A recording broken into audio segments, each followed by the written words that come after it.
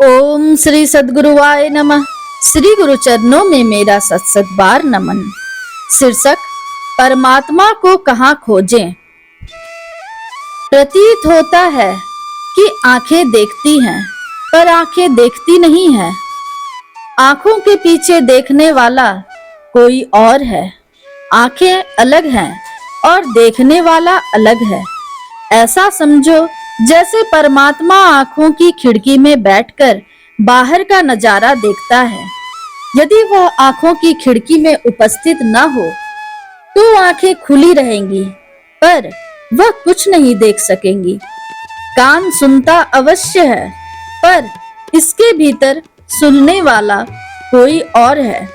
इंद्रियों के समस्त झरोखों में से उसी परम सत्ता का प्रकाश निःसृत हो रहा है। यहाँ शिष्य के प्रश्न, उस परमात्मा को कहाँ खोजना चाहिए, इसका उत्तर बतलाते हुए सद्गुरु कबीर कह रहे हैं, उस परमात्मा को देह के सिंहासन हृदय मंदिर में खोजो। जाबालोपनिषद में कहा गया है, तीर्थे दाने जपे यज्ञे काष्ठे पाषाण के सदा शिवम पश्यति मूढ़ात्मा शिवे देहे प्रतिष्ठिते। अर्थात तीर्थ दान जप यज्ञ काष्ठ पत्थर में मूढ़ात्मा लोग शिव को देखते हैं, पर वास्तव में शिव इस देह में विराजित है। इस देह में विराजित शिव को इस देह में ही ढूंढो। मनुष्यों द्वारा निर्मित मंदिरों व मनुष्य निर्मित प्रतिमाओं में भाव की आंखों से ईश्वर की झलक तो मिल सकती है, पर ईश्वर नहीं। ईश्वर को ढूंढने हेतु ईश्वर निर्मित शरीर रूपी मंदिर के भीतर प्रवेश करना होगा। सद्गुरु कबीर साहब अपनी एक साखी में कहते हैं, घर घर दीपक बरे लखै नहीं अंध है, लखत लखत लकी परे कटे जमखंड है। अर्थात परम सत्ता की ज्योति घर घर में यानी शरीर शरीर में जल रही है, लेकिन अंधे अविवेकी लोग उसे लगते पहचानते नहीं हैं। अगर प्रयत्न पूर्वक उस परमात्म ज्योति को पहचान लिया जाए तो यम का फंद कट जाता है। अब परमात्मा को कैसे खोजें? अपने भीतर जल रही परमात्म ज्योति को लोग क्यों नहीं पहचानते हैं? आखिर इसका कारण क्या है? कभी आपने सोचा?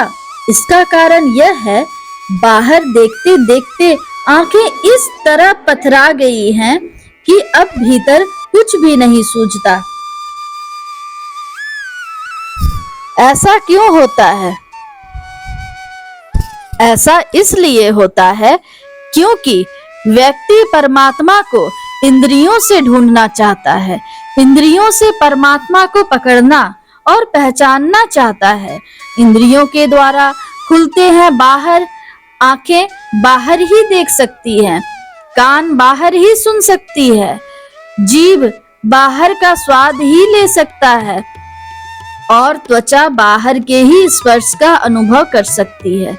इसलिए व्यक्ति बाहर ही दौड़ता भटकता है, बाहर ही सब सुखों को ढूंढता है, लेकिन सुख का स्रोत अंदर है। शांति की निर्झरनी अंदर बह रही है, पर क्योंकि अंदर में लोगों की पैठ नहीं है,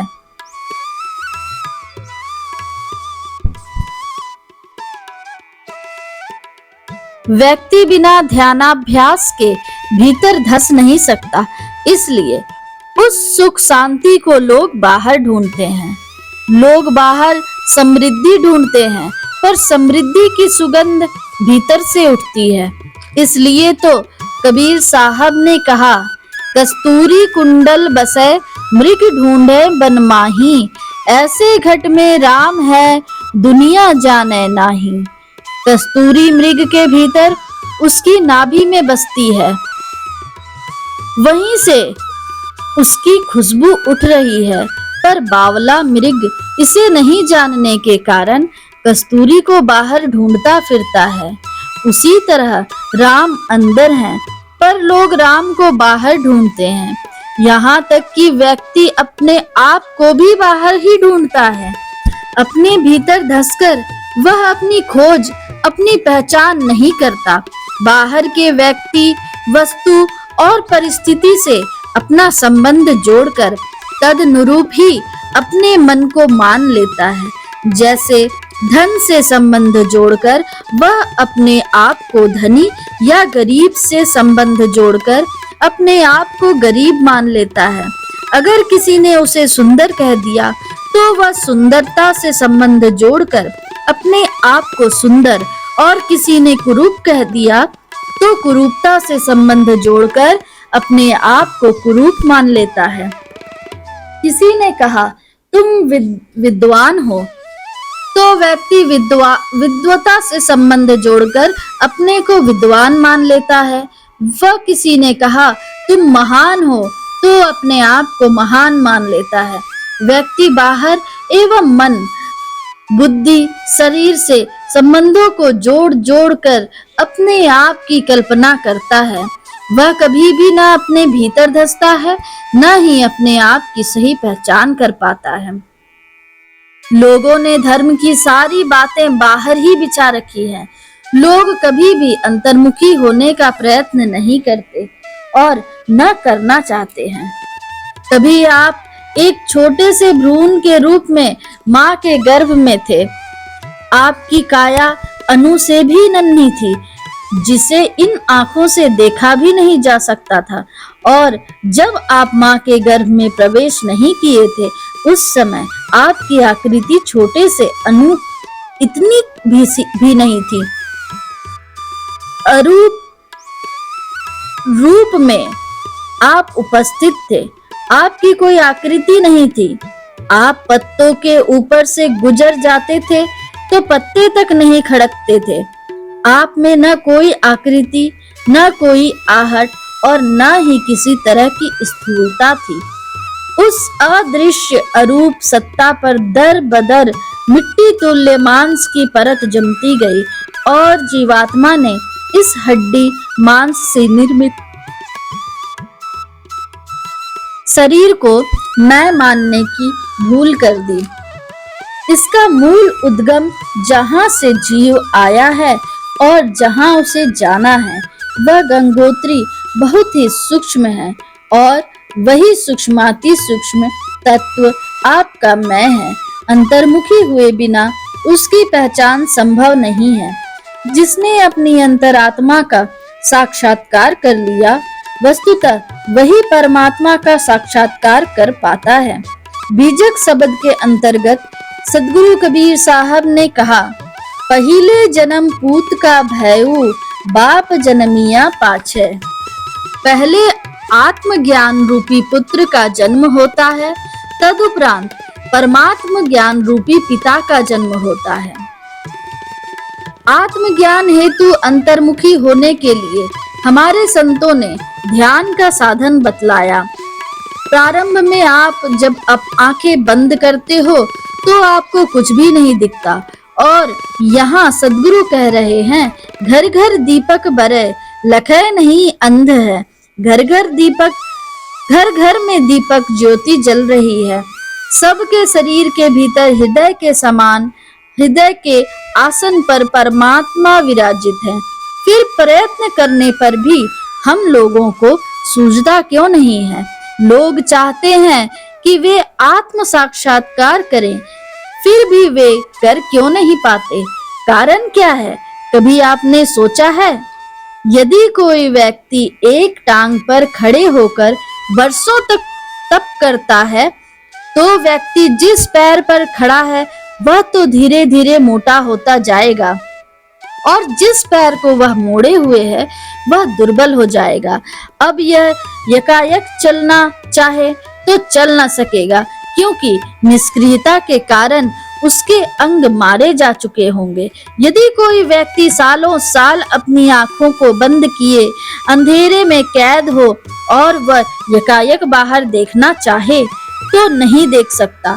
उसकी आंखें बाहर के प्रकाश को झेल नहीं पाती, कुंद सी हो जाती हैं। किसी भी अंग को यदि सक्रिय नहीं रखा जाए तो वह शिथिल हो जाता है, मानो उसे जंग खा जाता है।